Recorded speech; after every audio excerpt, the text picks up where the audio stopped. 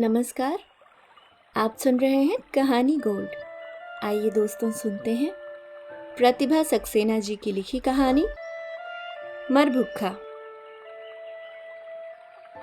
Kindergarten से जो पढ़ाई शुरू हुई तो साल दर साल गुजरते गए और वह द्रौपदी के चीर सी लंबाती चली गई। बीए पास करते करते मन पढ़ाई से भर गया। उन्हीं दिनों समझा जाने लगा था जिसने बीएड कर लिया उसने बड़ा तीर मार लिया। मैंने भी सोचा जिस काम में जीवन का एक युग से भी अधिक झोंक दिया वहां एक साल और सही। सच तो यह है कि हॉस्टल में रहकर पढ़ने का आकर्षण था जो मैंने बीएड ज्वाइन कर लिया। खींचतान और दौड़ भाग में साल बीता।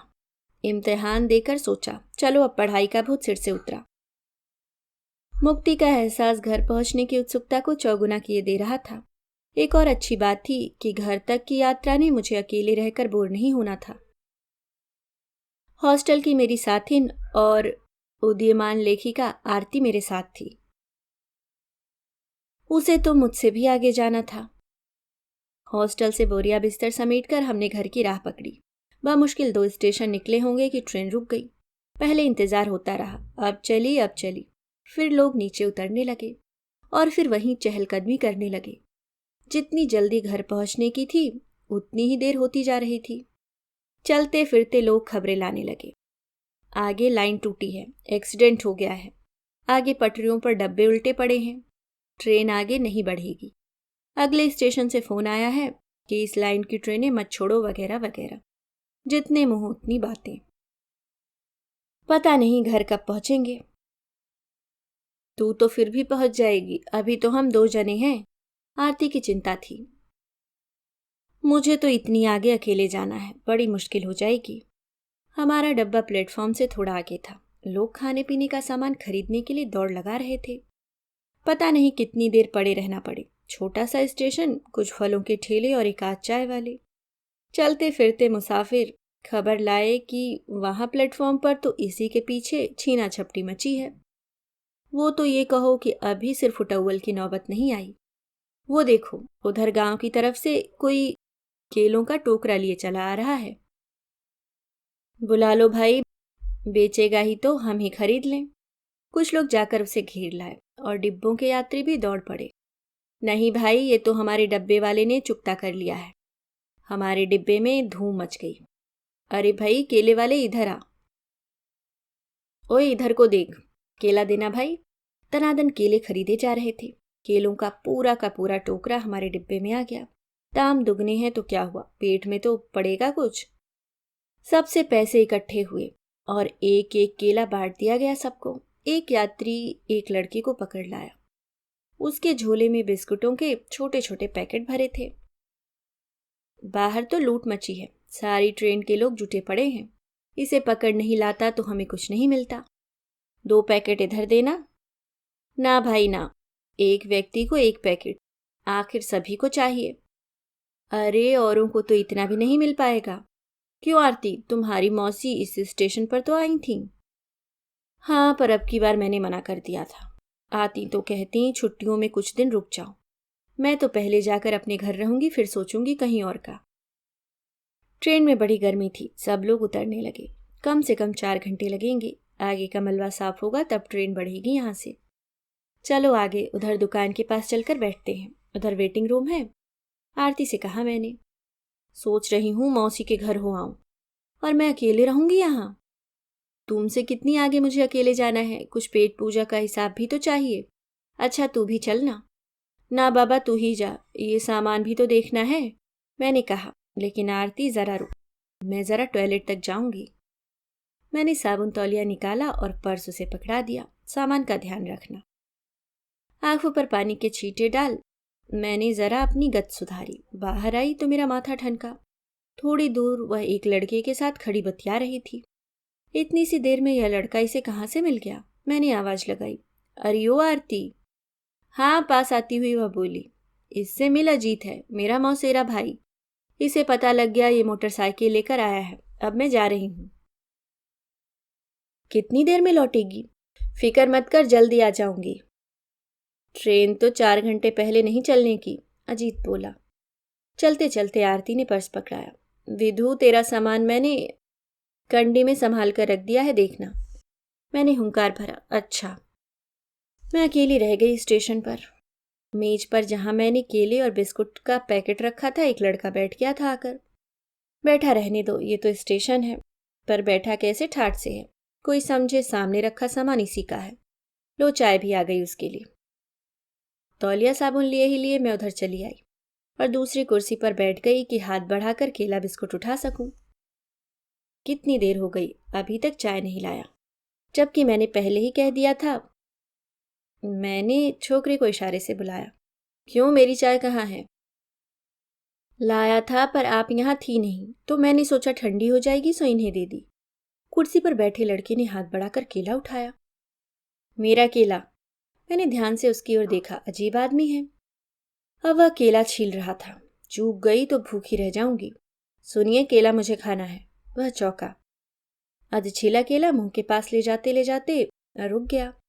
अजीब तरह से मेरी ओर देखकर बोला, हाँ हाँ लीजिए, आप खा लीजिए। आध छिला केला उसने मेरी तरफ बढ़ा दिया। झपट्टा सा मारकर केला ले लिया मैंने। यह केला तो मैं खाऊंगी ही। मैं झटपट केला खाने लगी। आज स्टेशन पर नाश्ते के लिए कुछ नहीं है, लड़का कह रहा था। अब कैसी सफाई दे रहा है। खाने के लिए कुछ नहीं है तो इसका यह मतलब नहीं कि दूसरे का उठाकर खा जाओ। मैंने सोचा, पर कुछ कहा नहीं। दूसरे हाथ से मैंने बिस्किट का पैकेट अपनी ओर खिसका लिया। इसका क्या ठिकाना, इसी पर हाथ साफ करने लगे। बस मेरे सोचने भर की देर थी। उसने बिस्किट का पैकेट अपनी ओर खींचा, खोला और 2 बिस्किट निकालकर दूसरी ओर देखते हुए खाने लगा। हद हो गई। शराफत जैसी चीज तो इस दुनिया में बची ही नहीं। छोकरा चाय का प्याला रख गया था, कहीं मेरा कप उठाकर पीने न लग जाए।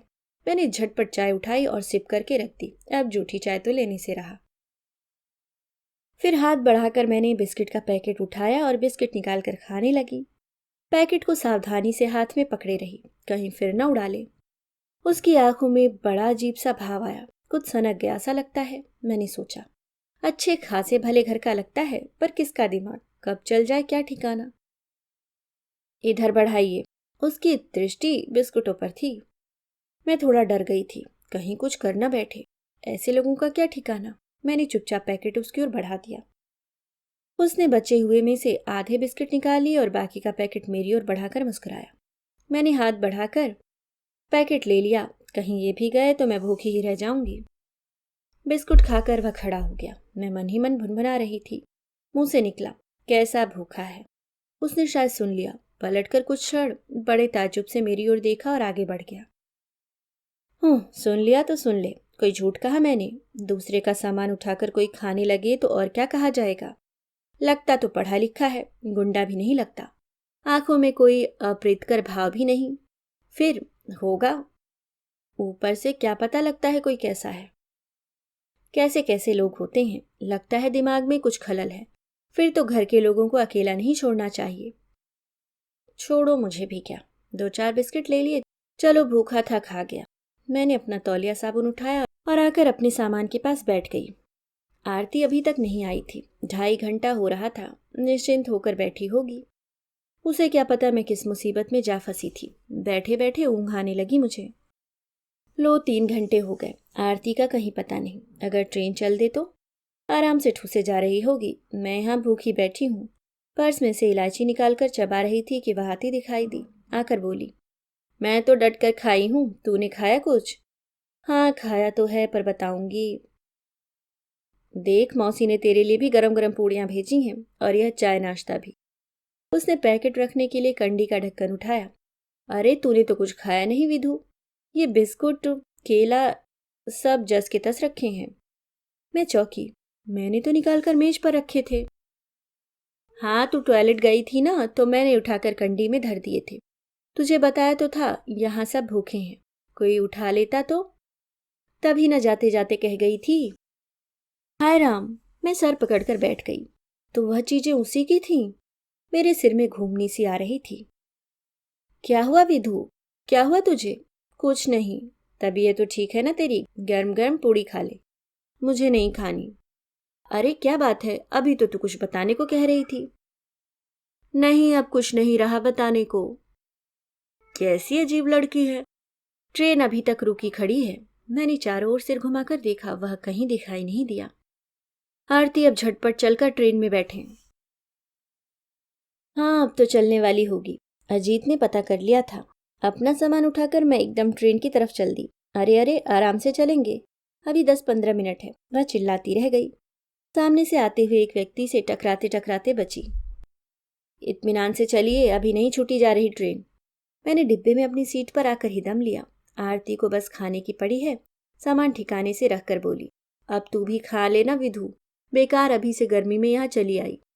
कहा ना मुझे भूख नहीं है। अरे क्या हो गया तुझे, अकेले रहना पड़ा, गुस्सा आ रहा है मुझ पर। मैं प्लेटफॉर्म की दूसरी तरफ की खिड़की से मुंह बाहर निकाले बैठी हूँ। मन ही मन मना रही हूँ, हे भगवान वह इस ट्रेन में ना हो। अगर इस ट्रेन में हो तो भी इस डिब्बे में ना आए। फिर ध्यान आया केले और बिस्किट तो इसी डिब्बे में। अब आरती सामान के साथ खटर पटर कर रही थी। उसे तो बस पूड़ी की पड़ी है। खुद का पेट भरा है तो अब मेरे पीछे क्यों पड़ी है। बार बार खाने को कहे जा रही है। मैं नहीं खाऊंगी। देख, नाराज मत हो बहना, किसी के घर जाकर फिर अपना बस तो रहता नहीं। नहीं आरती, मेरा सिर दर्द कर रहा है, मुझे कुछ अच्छा नहीं लग रहा। ट्रेन चलने वाली थी। वह साइड की सीट पर आकर बैठ गया है। बाकी का सारा सफर मैं साड़ी के पल्ले से मुंह लपेटे खिड़की से टिकी रही। आरती से कह दिया, स्टेशन आने से पहले जगाना मत मुझे। अच्छा सो जा तू। ऐसे में नींद किसे आती है, इतनी गर्मी और ऊपर से मुंह पर साड़ी का लपेटा। घर आकर चैन की सांस ली। शाम को नहा धोकर बड़ा हल्का फुल्का लग रहा था। भाभी ने कहा, लाओ आज मैं तुम्हें तैयार कर दूं। क्यों? कुछ मेहमान आने वाले हैं। तैयार होकर हम लोग छत पर खड़े थे। लो, वे लोग भी आ गए। भाभी नीचे देखती हुई बोली, कौन लोग? तुम्हारे दिखवैया और कौन, लड़का और उसकी बहन दोनों आ रहे हैं। कहती कहती वे फटाफट नीचे उतर गईं। मैंने जरा सा उचक कर देखा। अरे, ये तो वही ट्रेन वाला। मेरे तो होश गुम। अब क्या होगा, हाय राम। इस घर से तो कहीं भाग कर भी नहीं जाया जा सकता। रास्ता ड्राइंग रूम से होकर है और वहां नहीं नहीं, उसके सामने बिल्कुल नहीं जाना है। पता नहीं सबके सामने क्या कह दे, कहीं बदला निकालने को मुझे ही भूखी कह दिया तो। मेरा सिर घूमने लगा। चलो ना, अब यहाँ क्या कर रही हो? भाभी बुलाने आ पहुंची। भाभी, मेरी तबीयत खराब हो रही है। बेकार नर्वस हुई जा रही हूँ, वैसे तो इतनी बोल्ड बनती हो। पहले जरा मेरी बात सुन लो। अब कहना सुनना बाद में, पहले नीचे चलो। एक बार सुन लो भाभी, साधारण बात नहीं है यह। मालूम है साधारण बात नहीं है, अरे चलो भी। इतनी जल्दी भूल गई? मेरी तो आफत कर डाली थी तुमने। अब भी पूछती हो, सिर झुकाए क्यों बैठी रही? तुमने क्यों नहीं कुछ पूछा? भाभी पूरी बात सुन लो पहले। मेरे पास फालतू समय नहीं है विधु, चलो जल्दी। उन्होंने आगे बढ़कर मेरा हाथ पकड़ लिया। तुम मुझे बचा लो भाभी, तुम समझ नहीं रही हो, बात यह है। मैं गिड़गिड़ा रही थी। अरे काहे को घबराई जा रही हो, उसकी बहन तो वही कल्पा है। तुमसे 1 साल सीनियर, घर तो हम लोगों का जाना परखा है, लड़का तुम समझ लो। मुझे कुछ नहीं पता सच्ची भाभी, मैंने किसी का कुछ नहीं खाया। अच्छा तुम ही बताओ, मेरी नीयत खराब है? कैसी बहकी बहकी बातें कर रही हो? अरे तुम्हारा तो चेहरा फक पड़ा है। मुझे चक्कर पर चक्कर आ रहे हैं। अच्छा चलो अपने कमरे में चलो। मुझे कमरे में छोड़कर फिर वे पता नहीं क्या करने चली गई। अपने ही कमरे में अपराधी सी बैठी हूं मैं। पिताजी के पास आते शब्द कानों में पड़ रहे हैं। हाँ, जी तो आई है एग्जाम देकर। रात रात जाकर पढ़ाई की गर्मी में, ऊपर से ट्रेन बीच में 5 घंटे रुकी खड़ी रही। एक्सीडेंट देखा होगा उसने, रास्ते में कुछ खा भी नहीं पाई बेचारी। तबीयत तो खराब होगी ही। आवाज पास आती जा रही है, कुछ और आवाजें भी। उन लोगों को यहीं मेरे कमरे में लाया जा रहा है। मेरे सिर में टनाटन हथौड़े जैसे बज रहे हैं। मालूम नहीं क्या हो रहा है यह सब। मौज में आने पर अब भी कभी कभी ये मुझसे पूछते हैं, हाँ तो प्रथम भेंट के शुभ अवसर पर आपने क्या उपाधि प्रदान की थी हमें? शुरू शुरू में तो ऐसी झेप लगती थी कि कहाँ भागकर मुंह छिपा लूं अपना। पर अब खैर, जाने दीजिए, क्या फायदा वह सब बताने से। अभी आप सुन रहे थे प्रतिभा सक्सेना जी की लिखी मजेदार कहानी मरभुक्खा। उम्मीद करती हूँ दोस्तों कहानी आपको पसंद आई होगी। अगर आप चैनल पे नए हैं तो सब्सक्राइब करना ना भूलें। धन्यवाद।